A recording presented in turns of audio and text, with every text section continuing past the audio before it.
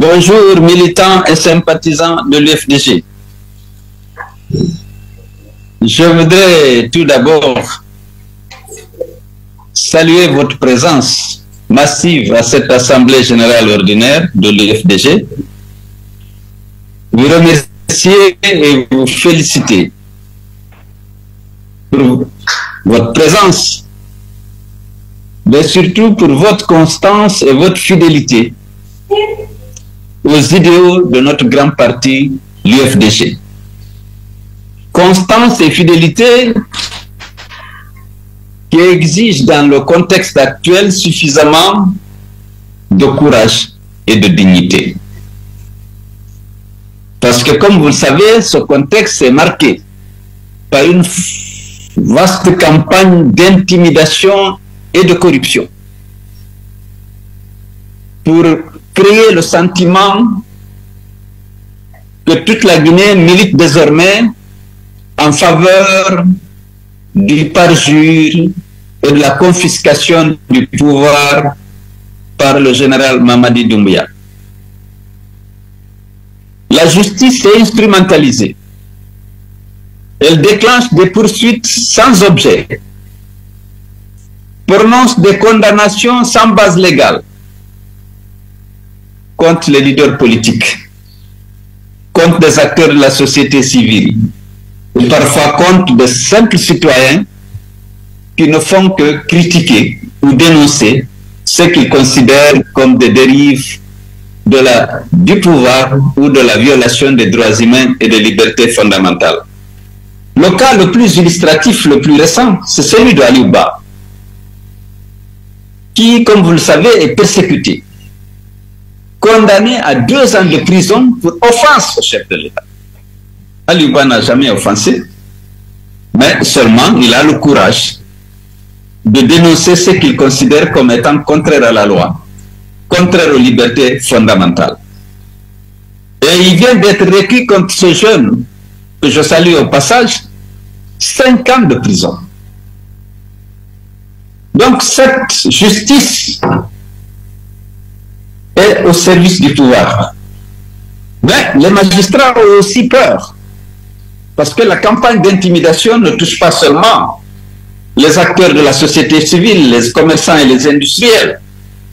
La campagne d'intimidation et de corruption vise aussi bien les leaders politiques et les acteurs de la société civile que les industriels et les commerçants, les journalistes et les patrons de presse, les chefs religieux et les imams.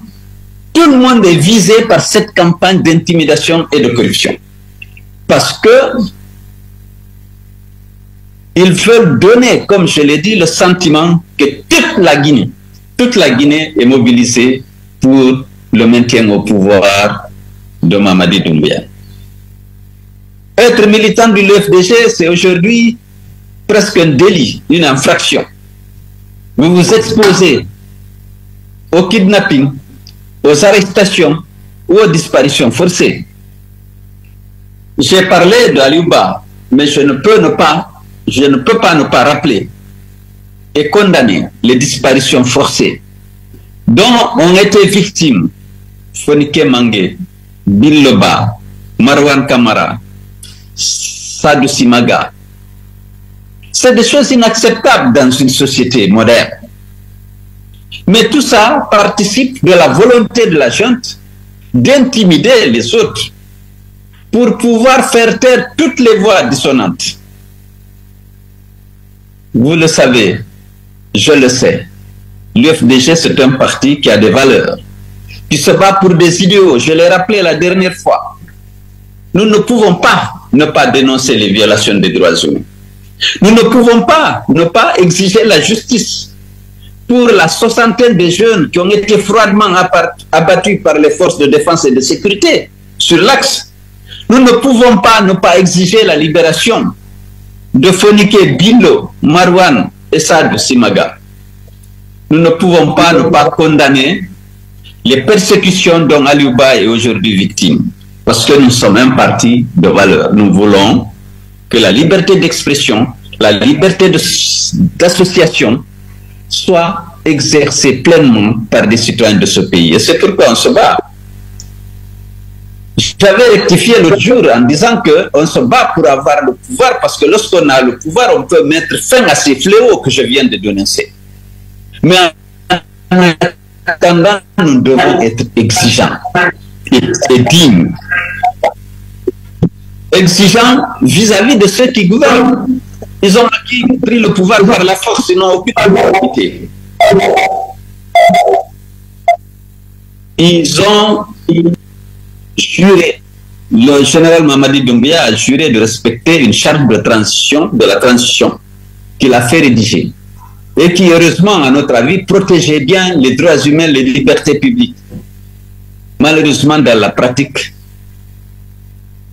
aucune disposition de cette charte n'est respectée. Nous n'avons pas, je l'ai dit à plusieurs fois, notre conflit avec la junte que nous avions soutenu à un moment, c'est qu'elle ne respecte pas ses engagements. Elle ne peut pas l'accompagner dans ça. On ne peut pas l'accompagner dans les disparitions forcées.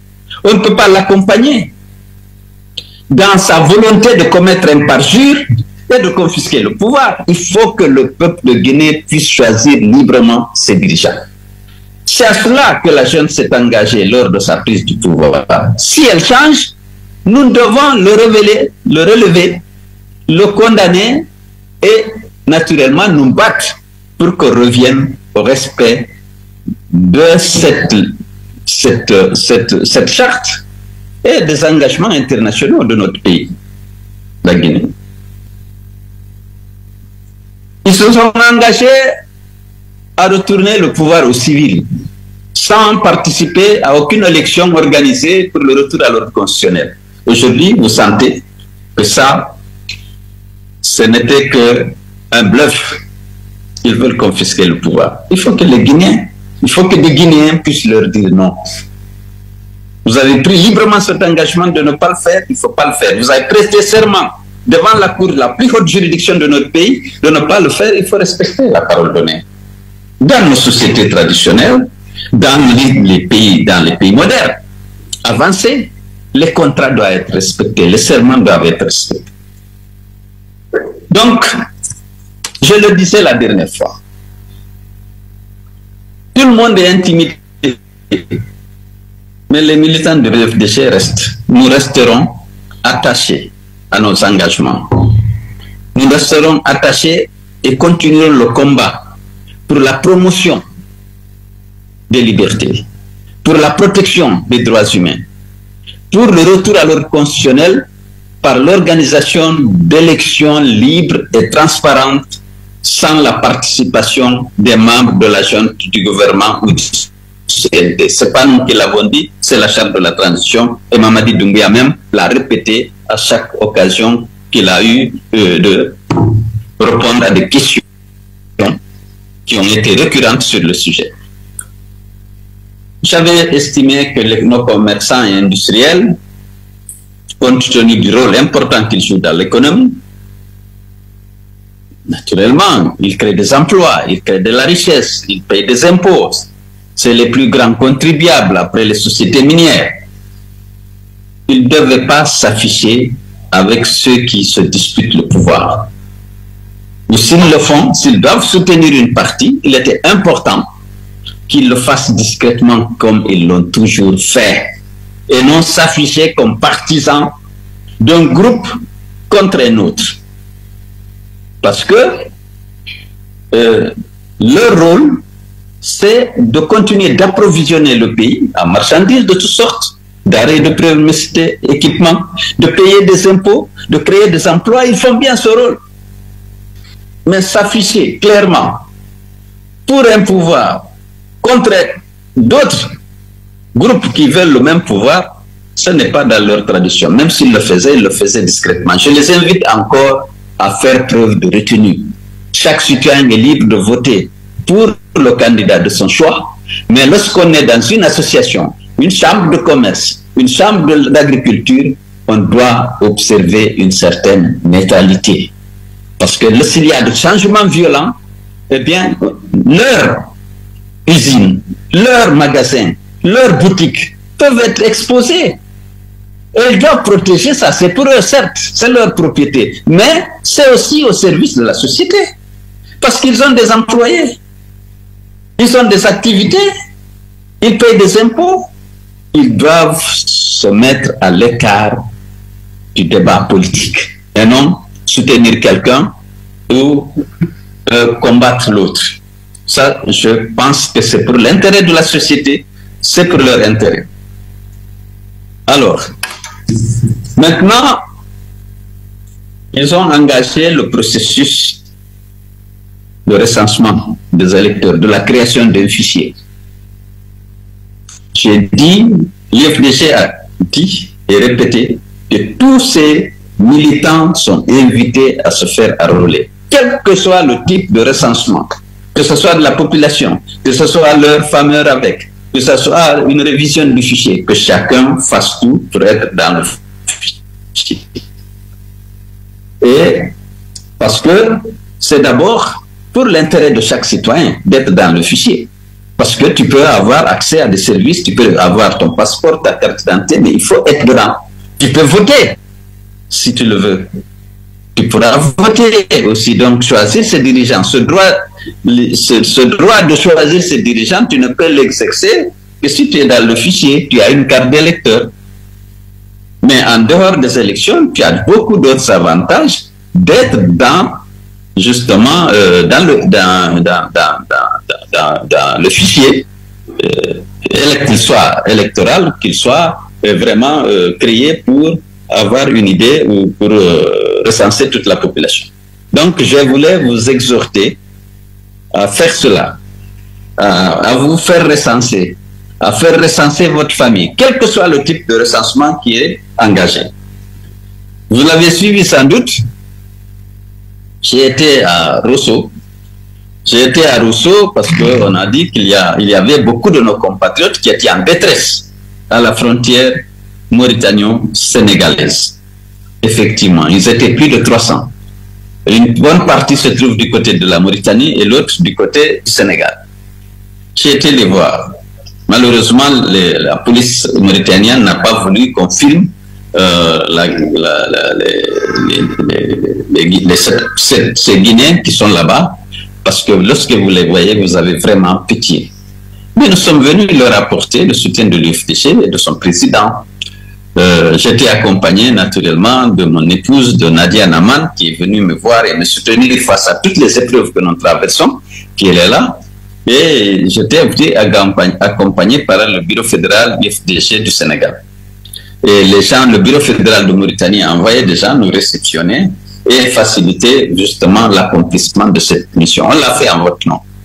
Mais c'est vraiment triste. Ils sont dans un état extrêmement difficile. Et ils sont là depuis des mois. Alors, je pense qu'ils ont besoin d'aide. Les gens, on va organiser, faire ce qu'on peut. On a fait déjà ce qu'on pouvait. Mais il est important qu'on essaie de les sortir de là. Et ça relève de la diplomatie des États. Et voilà, fasse le nécessaire pour les sortir de là et les ramener au pays. Parce que beaucoup d'entre eux souhaitent effectivement revenir dans leur pays. Mais il y a cette possibilité, malheureusement, ne leur est pas offerte pour le moment. Donc, je suis très heureux. Je déplore que la technologie n'a pas prévu de vous voir en masse, de revoir les nombreux militants et sympathisants du parti qui sont mobilisés ce matin. Mais je sais qu'il y a beaucoup de monde et je vous félicite, comme je l'ai dit tout à l'heure. Alors, je ne vais pas vous garder longtemps. Je vais vous dire que je me porte bien malgré tous les problèmes, malgré la haine dont on est l'objet, et soyez convaincus que la victoire sera de notre côté. Restez fidèles et dignes comme vous le faites maintenant, et résister à la corruption, c'est difficile.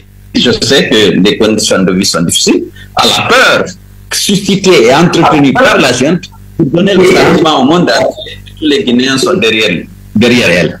Nous ne sommes pas pour la violation des engagements pris. Nous ne sommes pas pour la violation des serments et de la parole donnée. Nous ne pourrons jamais être à soutenir la violation des droits humains. Nous ne pouvons jamais jamais à l'UFDG soutenir une junte qui est prise par une folie liberticide, qui procède, qui organise des disparitions forcées, des assassinats au niveau de jeunes manifestants, des assassinats dans les prisons.